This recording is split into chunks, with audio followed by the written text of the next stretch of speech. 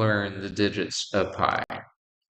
So if we run this, we're going to get an error. Let's add our print digit back here so we can better see what's going on. So we'll run, and we did get, I will learn the digits of pi, but then on our decimal, we got an error, invalid literal for int with base 10, and then it showed us our decimal. So again, this range needs to take an integer.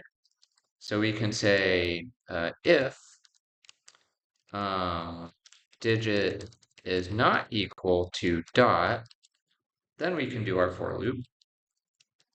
There are many different ways to do this, actually.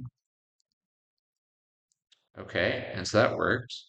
Another way we can do this is by saying if digit is equal to dot, then we'll skip the rest of the